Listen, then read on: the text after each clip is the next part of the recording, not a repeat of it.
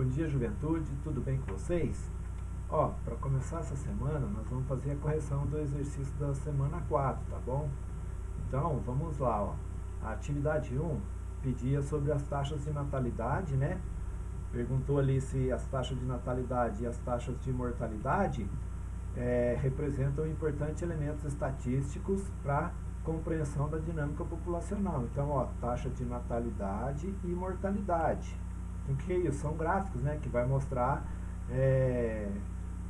quantas pessoas nasceram, quantas pessoas morreram no país, né? Então, elas são importantes para entender a dinâmica populacional do Brasil, né, ou de qualquer lugar que seja.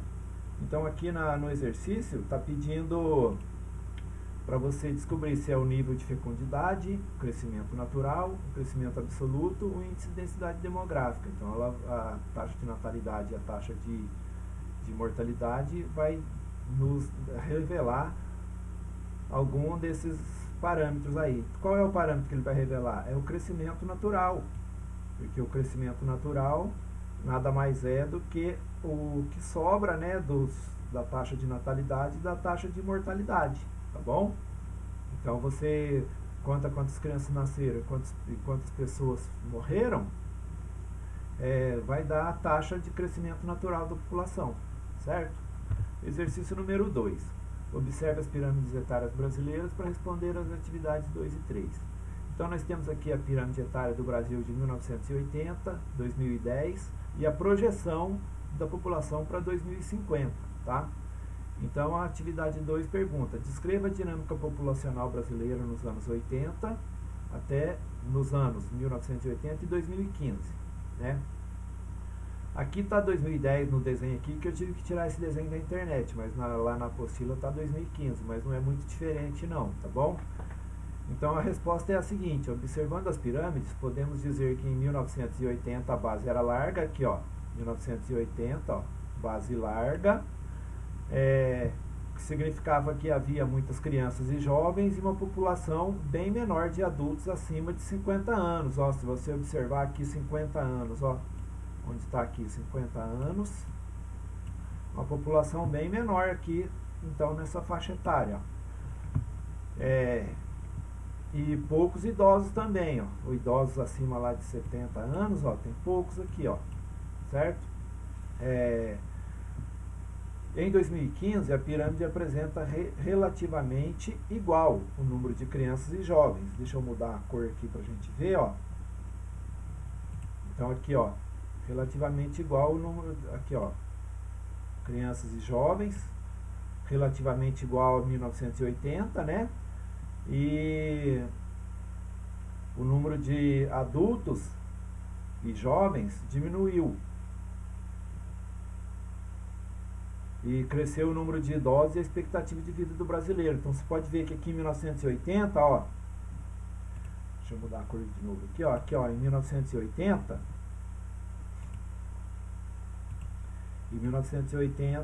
ó, um pouquinho só de idoso que tinha.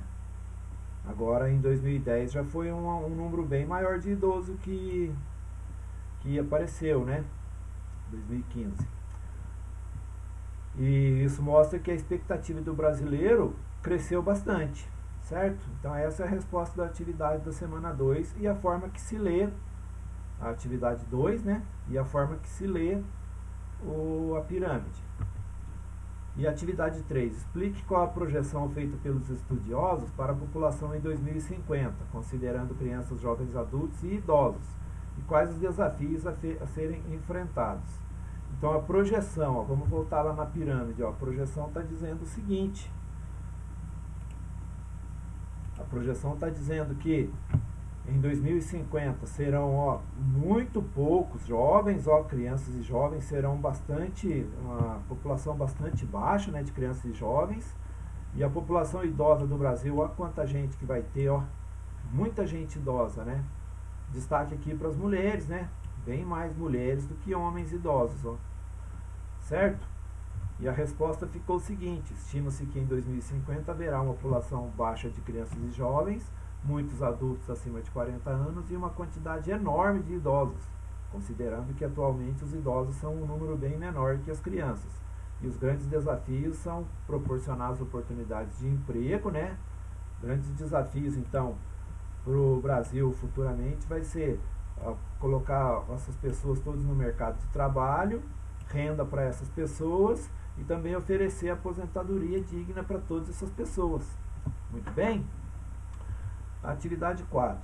Em reportagem sobre o crescimento da população brasileira, uma revista de divulgação científica publicou uma tabela da participação relativa de grupos etários na população brasileira, no período de 1970 a 2050, que é uma projeção. Lembrem sempre que é projeção.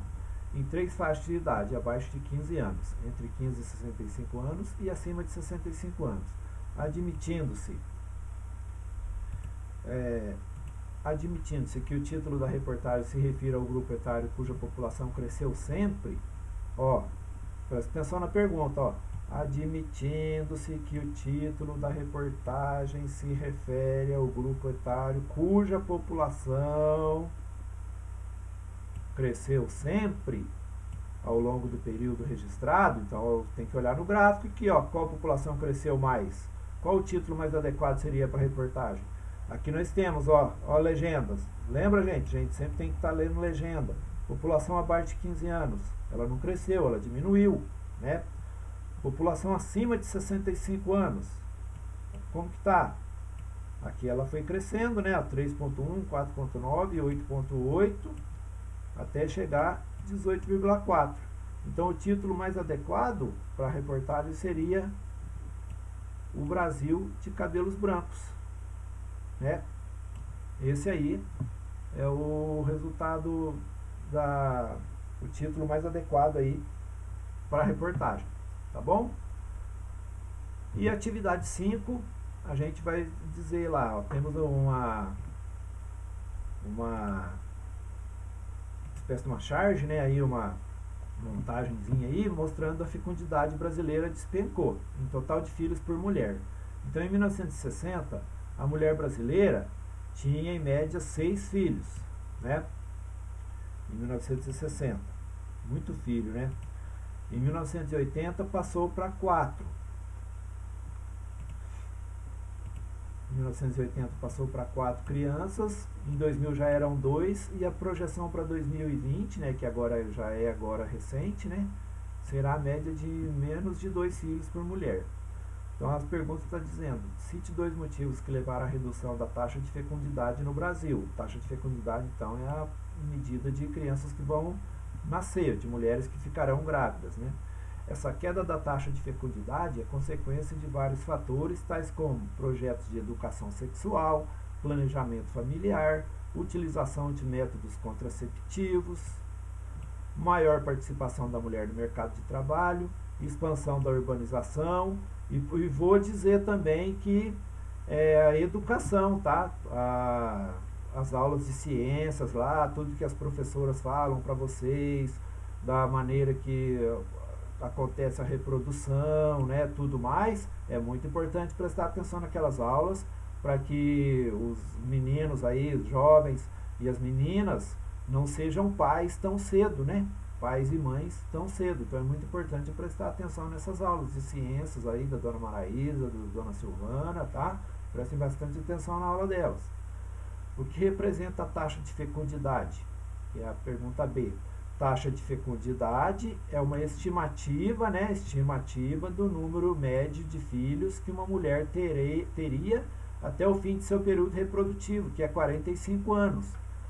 Em média, o período reprodutivo da mulher é 45 anos, mas, para curiosidade de vocês aí, a mulher mais velha do mundo, a mulher que teve filho mais velha no mundo, ela teve filho, com essa idade aqui, 72 anos. É uma indiana, tá? Então, a taxa de idade média de uma mulher ter filhos é 45 anos, mas nada impede, quer dizer, se fizer o tratamento tudo certinho, né? Dificilmente ela pode recusar ter um filho acima dessa idade. Ela pode ter filho acima de 45 anos. Tudo bem, gente? Então, acabou aqui a nossa correção. É isso. Copia aí direitinho, caprichadinho, para tudo dar certo para vocês, muito bem? Para a gente poder colocar vocês na presença das aulas lá, né? Que a presença, o que está determinando a presença é a entrega das atividades. Então entrega a atividade pra gente, tudo bem? Um abraço, até a próxima.